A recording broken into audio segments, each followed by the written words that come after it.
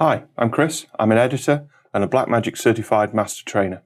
And today we're going to look at multi-camera editing in DaVinci Resolve. So first of all, I need to restore a project archive which has the project and all of the media associated with it. So I'm going to right click in an empty area of the project manager and choose the Restore Project Archive option. If you now navigate to where you have downloaded your multicamera.dra file and then choose Open, the project manager will restore the project and also link the media in the archive. Simply double-click the project to open it in Resolve. So we're going to do two multi-camera editing exercises. The first is going to be a simple 2-camera interview. The second will be a full-on 8-camera music video shoot. The first thing we need to do though is to synchronize the footage and make a special multi-camera clip. So here in the timeline I've actually got some footage already edited. And at this point here I'm actually going to insert a multi-camera interview. But to begin with I actually need to create the multi-camera clip. So first thing I'm going to do is come to the media pool and find the Citizen Chain interviews bin. If I select that, I've got two clips here, both angles of a multi-camera interview. So to begin with, what I'm actually going to do is just add these two clips to a standard regular timeline. Select both of the clips in the media pool, then right click any of them and choose Create New Timeline using selected clips. I'm just going to rename the timeline. We'll call this Sasha Sync, and then I'm going to choose Create. Now at this point, the shots are sequential in the timeline, one after the other. So what I now need to do is put one on top of the other clip and then get Resolve to synchronize the two clips together. I'm going to select the second clip in this timeline and move it up to the second video track, and you can see that the audio also moves to the second audio track. I'm going to select both of those clips in the timeline, then right click either of them and choose Auto Align Clips. Now there are two ways that you can auto align clips in the timeline. You could either use the time code that's matching across the two shots, or you can use the waveform. Because I don't have matching time code on these clips, I'm actually just going to use the waveform. So I'm going to choose the option based on waveform. The two clips actually get synchronized very well, and you can see just by looking at the waveform displays how the waveforms are matching up across the two clips. Now that I've got the clips synchronized in the timeline, I now need to actually create a multi-camera clip from the timeline. And you can actually create a multi-camera clip either from a regular timeline or from a compound clip. So I'm going to locate the timeline in the media pool, right click on it, and then choose the option Convert Timeline to Multicam Clip. This closes the timeline down because now it's no longer a timeline, it's technically a multi-camera clip. And if I use the media preview here, you can see that I can actually preview the multi-camera clip directly in the source viewer. The two clips are actually labeled Video 1 and Video 2 because those are the actual names of the tracks that we actually placed those two clips on in the timeline before we created the multi-camera clip. Now that I've got the clip synchronized, I'm going to open it in the source viewer by double-clicking it, and then I just simply mark the range of the clip that I need, just like any other regular clip. And the name Citizen Chain is there? That is the brainchild of my partner. He named the shop. I was a big fan of Orson Welles. I had done several projects on him, going through school and stuff like that. So I appreciated the pun and the play on the word of Citizen Kane, Citizen Chain.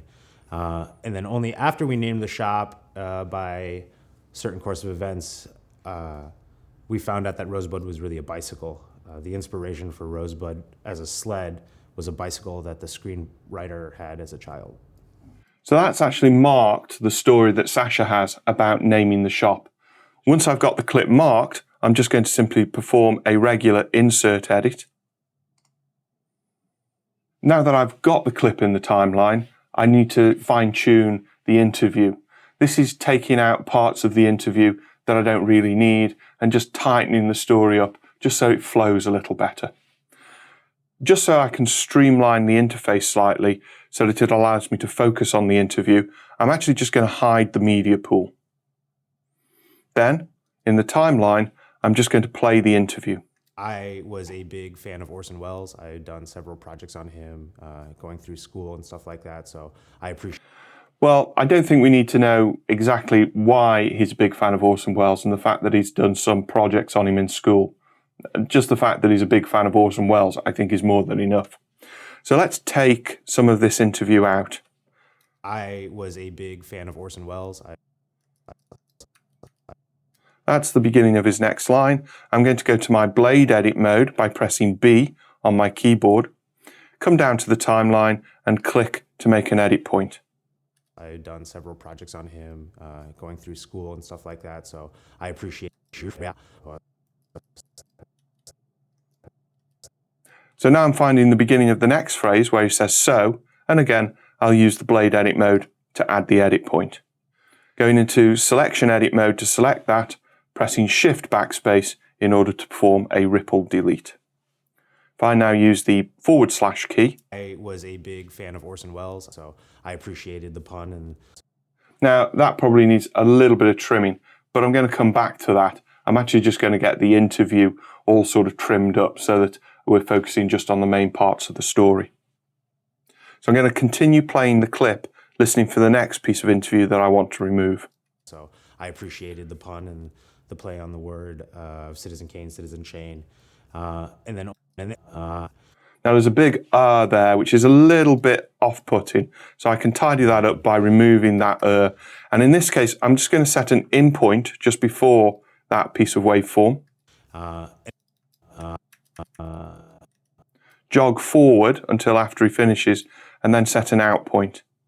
So using the in and the out points here instead of the blade edit mode just makes things a little bit tidier and a little bit easier. I don't need to keep swapping in and out of different timeline modes. Shift backspace will ripple delete that clip out, hit the / key. Citizen Shane. And then only after we named the shop. That's working. One more trim, I think. After we named the shop by certain course of events, we found out that Rosebud was really a bicycle. Certain course of events, he doesn't really elaborate on what those certain course of events were, so we don't really need to know about it. So let's take that section out. And then only after we named the shop, we found out that Rosebud was really a bicycle. So what we now have is what we often refer to as a radio edit. We actually have the interview working fairly well. You may want to go back through the interview and actually listen to the cuts that you've made just to make sure you're happy with them all and that the audio flows nicely from one clip to the next. I'm happy with most of those apart from this first edit here. So I'm going to go back to it and use the detail zoom button to zoom in there. Let's just preview and listen to that again. I was a big fan of Orson Welles, so I appreciated the pun. And so on the incoming shot, I'm actually catching the end of the previous word. I'm just going to remove that by going into trim edit mode, selecting the incoming side of the edit, and then using the period key just to trim off one frame off that incoming shot. Let's listen to it again. I was a big fan of Orson Welles, so I appreciated the pun. And now I feel as I've taken too much off, so let's just try and nudge that back a couple of frames. I was a big fan of Orson Welles, so I appreciated the pun. And I might have to lose the so altogether, to be honest, but this is all part of editing. I'm just going to trim it forward just to lose the so. I was a big fan of Orson Welles. I appreciated the pun and the play. That's fine. Let's just trim off a couple more frames and have a listen. I was a big fan of Orson Welles. I appreciated the pun and the play. That's not too bad. So now I have my radio edit working. It's time to actually use the different angles that we have inside this multicam clip. Let's go back into full extent zoom so that we can see the multicam clip in its entirety in the timeline. At the moment, we're actually starting on this medium wide shot here. Was a big fan of Orson Welles. I appreciated the pun and the play on the word of Citizen Kane, Citizen Shane. And then so at this point, what I want on this clip is I actually want to move to the second camera angle. If I right click on that clip, you can see I have an option to switch the multicam clip angle And then I get to choose which of those two angles to choose from. Let's just click video 2. A big fan of Orson Welles. I appreciated the pun and the play on the word of Citizen Kane, Citizen Shane. And then only after we named the shop, we found out that Rosebud was really a bicycle. So I have the same problem on this clip now, so I can do the same again. Right click, choose switch multicam clip angle to video 2. After we named the shop, we found out that Rosebud was really a bicycle. And you can see that the interview actually cuts nicer visually because I'm switching between the different angles. I could actually cut to a new angle at any point. For example, if I move the playhead to this part of the interview and just play On the word of Citizen. At this point, I want to go to the wide shot where he says Citizen Kane, Citizen Shane. So at this point, I can now add an edit point. Previously, we used the blade edit mode for this, but if I just press Command or Control B, that will add an edit and allow me to switch this clip to the first video angle. Citizen Kane, Citizen Shane. But of course, now I've got a jump cut to this because it's using the same angle. So I'm going to select that, right click, switch multicam angle, video 2. And then of course I've got the same problem again because now I've got a jump cut between the two angles. So I'm going to right click, switch multicam angle, video 1. I was a big fan of Orson Welles. I appreciated the pun and the play on the word of Citizen Kane, Citizen Shane. And then only after we named the shop, we found out that Rosebud was really a bicycle. You can also treat all of these multicam clips just like regular clips in the timeline. If I go into trim edit mode by pressing T, hold down the Option or Alt key to select the linked video of the first clip, I can now trim this in order to create a slight split edit so that I'm creating a J cut so that the audio comes in slightly earlier than the video. And again, I can do a similar thing at the end here in order to create a split edit on the last clip. I was a big fan of Orson Welles. I appreciated the pun and the play on the word of Citizen Kane, Citizen Shane. And then only after we named the shop, we found out that Rosebud was really a bicycle. Now I've got the multicam clip working quite well in the edit. The last thing I need to do is to flatten it. What this will do is it will actually give me back the original source clips that were used to create the multicam clip in the first place. To flatten the multicam clip, just simply select all of the multicam clips within your timeline, right click and choose Flatten Multicam Clip. What this does is it actually removes the multicam clips from your timeline and actually leaves in place the original source clips. I was a big fan of Orson Welles. I appreciated the pun and the play on the word of Citizen Kane, Citizen Shane. And then only after we named the shop, we found out that Rosebud was really a bicycle. And that's an example about how we can edit a simple two-camera interview. However, not all multi-camera edits are quite that straightforward. Sometimes you're actually dealing with many different camera angles. So let's look at another example about how we can cut a music video. Let's begin by reopening the media pool and selecting the Miserable Girl bin. In this bin, we've actually got 8 different video clips of a band performing on a stage. We've also got an audio file, which is the actual song that they were performing to. We're going to let Resolve synchronize these clips and create the multi-camera clip. But just before we do, it's worth pointing something out. You'll notice that all of these clips have a name: JBR01, JBR02, JBR03, and so on and so forth. If I select JBR01 and then access the File tab in the inspector, you'll see that this clip actually has some metadata specifying that this was camera 1. However, if I select JBR02 and have a look in the file inspector, you'll notice that this has actually been given camera number 8, JBR03 is camera number 2, and so on and so forth. So just because the cameras are named in a specific way in terms of the file or the clip within the project doesn't necessarily mean I can't apply additional metadata information to each of those clips. This helps me specify the different camera numbers. I'm going to close the inspector, and this time I'm actually going to right click on the miserable girl bin and choose the option Create New Multicam Clip using selected bin. In this case, it just means that I can select the bin rather than having to select all of the clips. However, if there are some clips in this bin, you can just select them independently and actually choose to create the multicam clip from the selected clips. When I choose this option, Resolve asks me to create the multi-camera clip and what settings it should use. So here, I'm actually going to change the name of this multicam clip. We'll call it Miserable Girl Sync. I often use sync at the end of multicam clips, and it just helps to differentiate them in the list view in the media pool as to whether something is a timeline or a multi-camera clip. We leave the frame rate as it is because that's the same frame rate of the clips that I'm using, but we're going to change the angle sync. You'll notice that we can use in points, out points, time code, sound, or markers. Well, we didn't add any in, out points, markers to any of these clips, so we can't use any of those in order to be able to create an accurate sync. Also, these clips don't have time code. Not all cameras will record accurate time code that can be synced with other cameras. So in this case, sound is actually the most reliable way that we've got of synchronizing these clips together.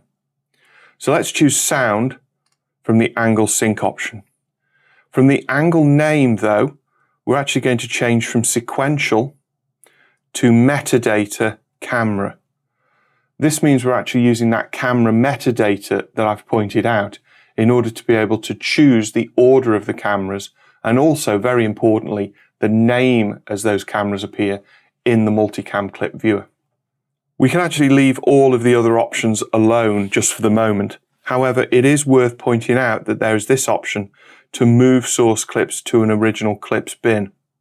Sometimes you don't want the source clips to be moved to another bin, so it's always worth just thinking about whether you need that option on or off. Let's click Create, and after a brief analysis, Resolve will actually create me a new multicam clip, and also in the media pool here you can see that we've also now got a new original clips bin.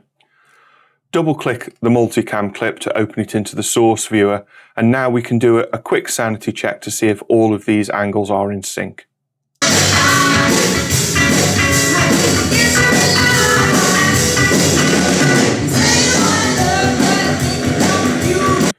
Well, it's not very good audio because I'm actually listening to the on-camera audio from camera angle 1. However, just by looking at the pictures, I can see that all of the performances do seem to be in sync.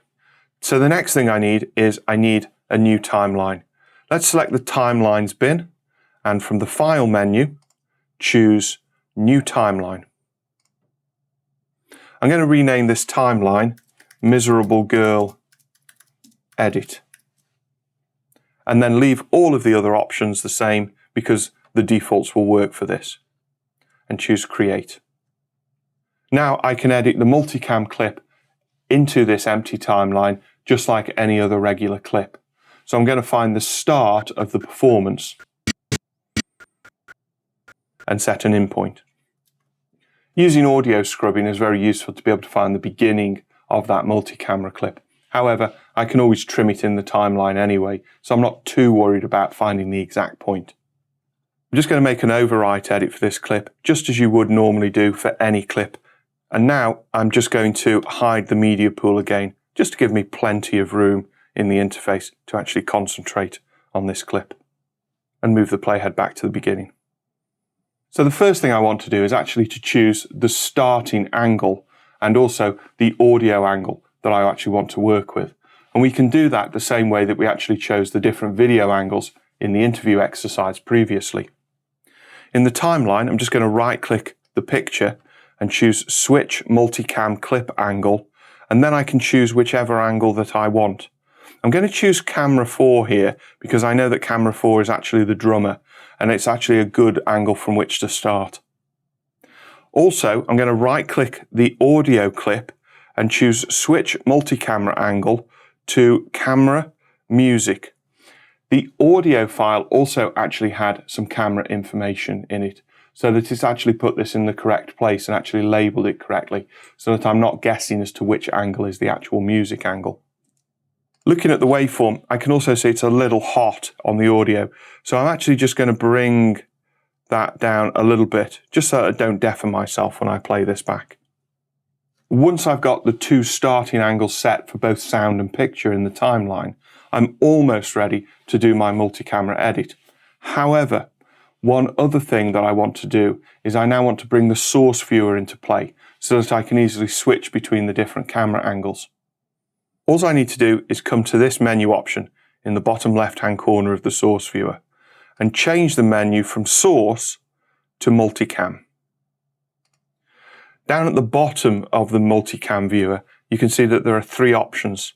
This will indicate whether I'm cutting sound and picture, just sound, or just picture. In this case, I just want to choose picture. So now I've chosen what side of the multicam I actually want to cut, in this case, just picture. I'm all ready to just hit play and then to click on the angles as I want them.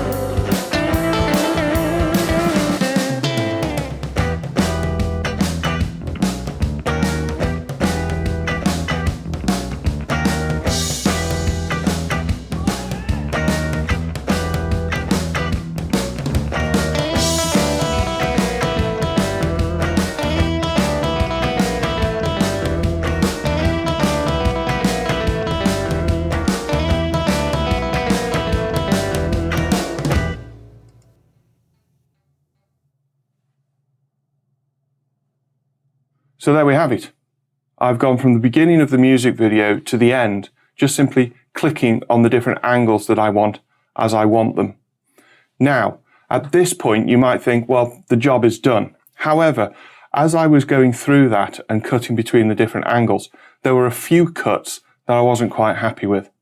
So this is another important part of multi-camera editing. Whilst you could possibly go through that music video and cut it in real time and be happy with the results when you finished, simply think of this as a rough cut. This isn't live television after all. It means that we can always go back and we can always make changes. Now this means that whoever's watching this at the end doesn't necessarily need to see the creative decisions that you've actually gone through to achieve the end result. Let's go back through this multicam clip and let's see if there's any changes that we can make.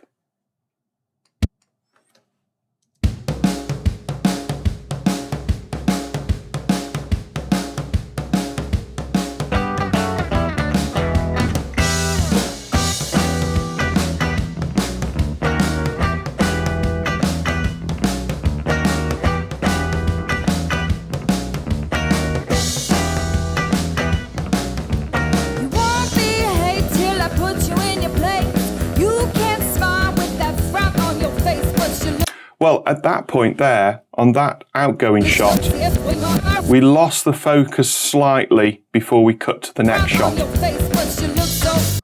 So what I would want to do here is actually to probably roll the edit back a little bit in order to cover that slight slip of the focus. So let's go into detail zoom view in order to be able to see that edit quite clearly. I'm now going to click and hold on the edit and move it backwards and forwards in order to be able to roll the edit into a new position to cover that slight slip of the focus. I don't need to be in trim edit mode in order to make a change like this to a multicam clip. And actually, for most multicam edits, you probably want to stay away from trim edit mode. You certainly don't want to ripple or slip the clips because that will actually break the sync. So I think I'm happy with the new position for that edit. I'm going to hit the / key to preview it.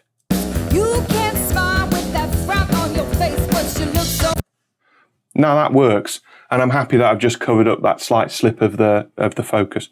However, this wide shot of the singer actually now stays on for a little bit too long.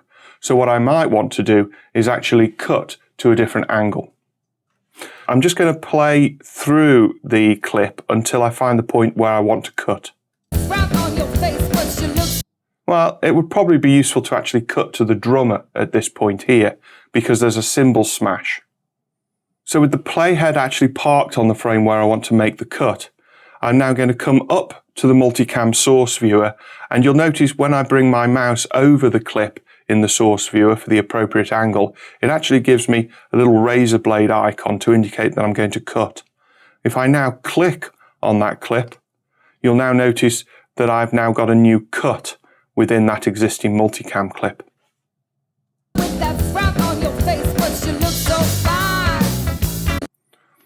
So you can see just how easy it is now to actually go through and actually add additional edit points. However, looking at the timeline now, I've noticed that the following clip is actually the same drummer shot.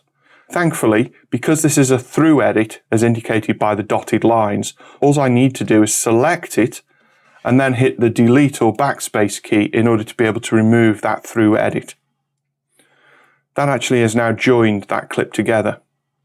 Let's go through and choose a new angle. I think it'd be useful to see the guitarist at this point.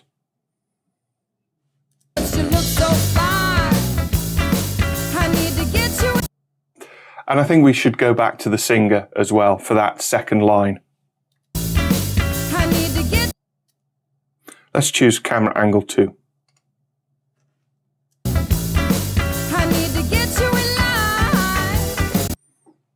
Well, you'll notice on that camera angle that I've just chose, it's quite nice. However, you'll notice that the framing has now gone a little bit wrong.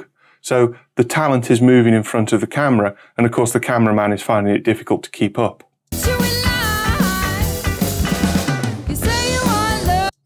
Of course, I could actually cover that with another shot, but the other thing that you can do with multi-camera clips is you can actually switch between the different angles. And that's just as easy to do as making a cut. I'm just going to park the playhead over the multicam angle that I actually want to switch. I'm going to go with a wide shot of the whole band here, so camera angle number 8.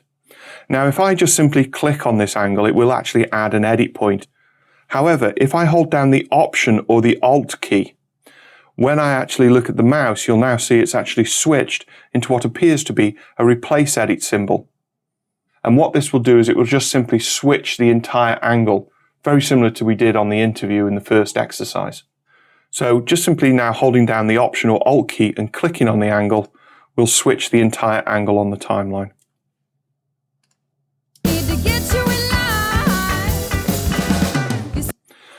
Let's go back to the drummer for that little ripple.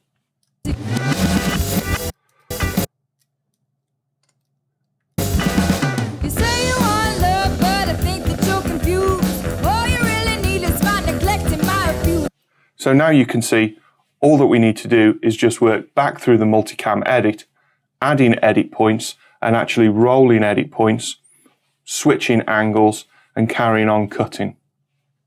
But you look so fine. I need to make